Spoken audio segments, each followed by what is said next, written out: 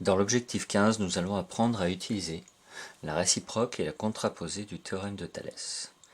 On va faire un parallèle avec ce qu'on connaît déjà sur Pythagore, c'est-à-dire que sur Pythagore, on partait d'un triangle qui était rectangle, et le théorème de Pythagore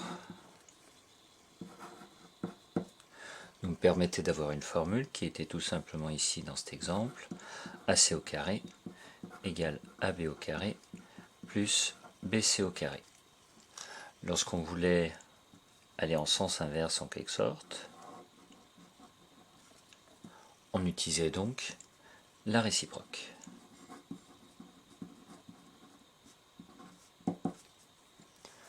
Alors bien sûr, la réciproque, on prenait notre formule, on la testait, on calculait la partie de gauche, on calculait la partie de droite, tout ça séparément avec un d'une part et d'autre part, et si on avait égalité, on utilisait la réciproque pour dire que la condition principale du théorème de Thalès était vérifiée. La condition principale, c'était tout simplement l'angle droit. On pouvait donc affirmer que le triangle était rectangle. Si on fait un parallèle avec Thalès, on a donc vu que pour obtenir la figure de Thalès, on avait besoin de deux droites qui devaient être séquentes, qu'on avait besoin d'avoir condition principale deux droites parallèles,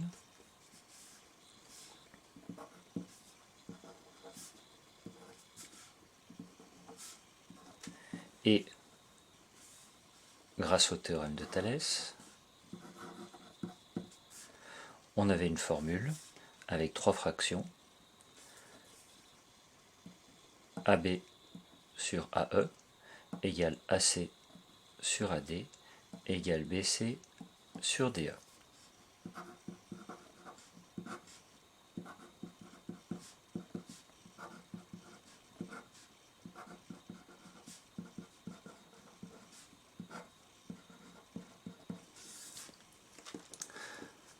Maintenant, notre réciproque. La réciproque va consister à, comme pour Pythagore, vérifier si cette triple égalité est juste. Donc vérifier si les trois fractions sont égales. Et si elles sont égales, en utilisant la réciproque, on aura que dans cette figure, notre condition principale est vérifiée. La condition principale, ce n'était pas les droites séquentes, c'était tout simplement le fait que cette droite est parallèle à celle-là. De même, quand la formule n'était pas vérifiée avec Pythagore, on n'utilisait plus la réciproque, on utilisait la contraposée, et on pouvait dire qu'on n'avait pas d'angle droit. Pour Thalès, de façon identique, si je n'ai pas l'égalité ici, j'utiliserai donc l'inverse, c'est-à-dire la contraposée, et je n'aurai pas les parallèles.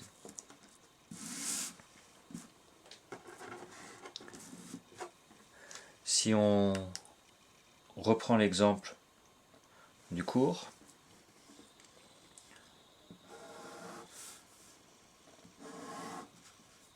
vous avez donc une figure qui ressemble à ça, le point H, le point T, le point M, L et A.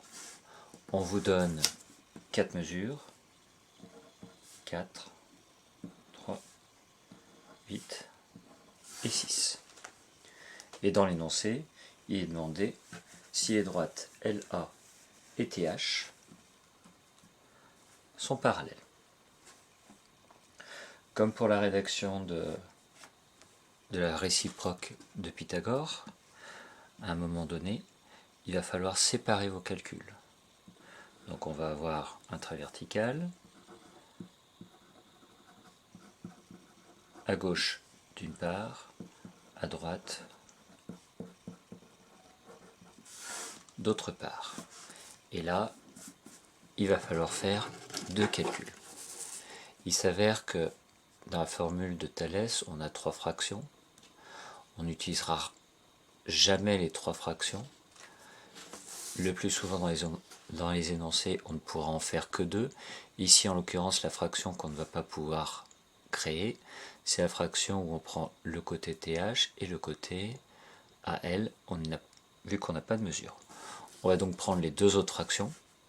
La première fraction, ça sera donc MH sur MA.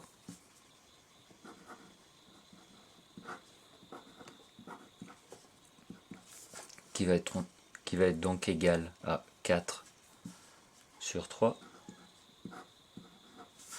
La deuxième fraction, ça sera MT sur ML.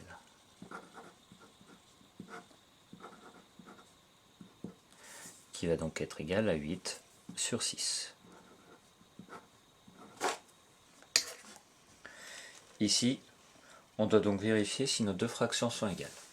On va utiliser ce qu'on vient de voir récemment, c'est-à-dire le produit en croix. Je croise les nombres et je regarde si j'obtiens le même résultat. Je vais donc faire 4 avec 6, 4 fois 6, le 3 avec le 8, 3 fois 8.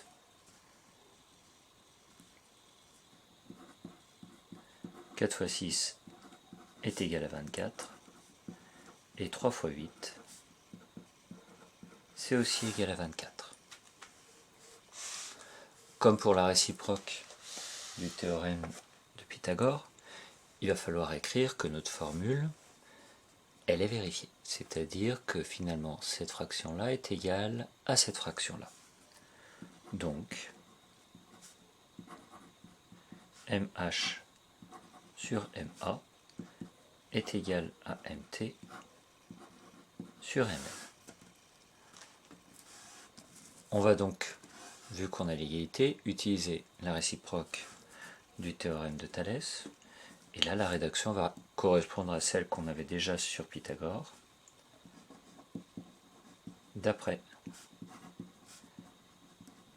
la réciproque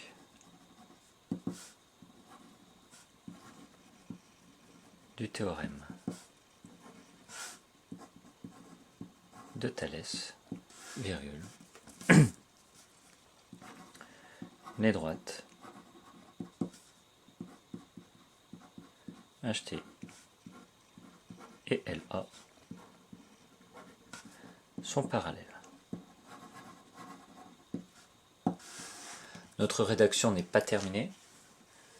Sur Pythagore, quand on utilise la réciproque, on avait une première phrase à mettre au début. Cette première phrase consistait simplement non pas à parler d'un triangle rectangle, mais à identifier le côté qui serait l'hypoténuse, c'est-à-dire le plus grand. Ici, pour pouvoir utiliser tout ça et rédiger tout ça, on ne doit pas parler des parallèles, on doit parler des deux autres droites. Et là, ça sera toujours la même phrase qu'il faudra réécrire à l'identique, c'est-à-dire que la première droite est constituée des points H, M et A. La deuxième droite est constituée des points T, M et L. On ne parlera pas de droite, on parlera d'alignement de points. Donc on dira tout simplement que les points H, M et A sont alignés, que les points T, M et L sont aussi alignés, et on précisera une petite chose dans notre phrase, qu'ils sont alignés dans le même ordre. Donc, les points H, M et A et les points T, M et L sont alignés dans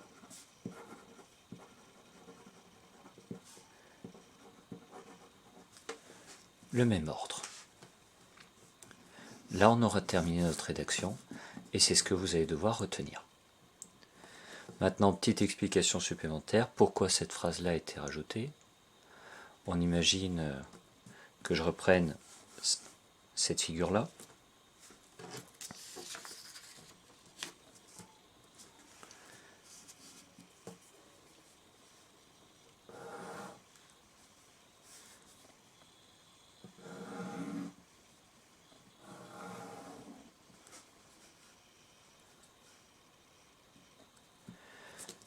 J'ai donc mon point H, mon point T, je mets mon 4 ici, mon 8 ici, le M à l'identique là, le L, je vais le placer ici, à 6, et imaginons maintenant que je déplace simplement le point A, et au lieu de le mettre ici, que je le mette là. Toujours en respectant le fait qu'entre M et A, je dois avoir 3 cm. Donc, si j'ai 4, le point A, il sera à peu près ici. Je peux donc considérer que j'ai à peu près 3 cm ici. Il s'avère que si j'utilise ma rédaction ici, j'ai toujours les mêmes fractions, c'est-à-dire MH qui vaut 4 sur MA qui vaut 3, MT qui vaut 8 sur ML qui vaut 6. J'ai toujours mon égalité avec le produit en croix, les fractions qui sont égales, et pour autant, à la fin, mes deux droites ne peuvent pas être parallèles. Ce qui est important dans notre première phrase, c'est le fait que les points doivent être alignés dans le même ordre. C'est-à-dire qu'en l'occurrence, le point de croisement, le point d'intersection M, doit être entre le point T et le point L, mais également entre le point H et donc le point A. Voilà l'explication sur cette première phrase. Maintenant, vous allez pouvoir travailler.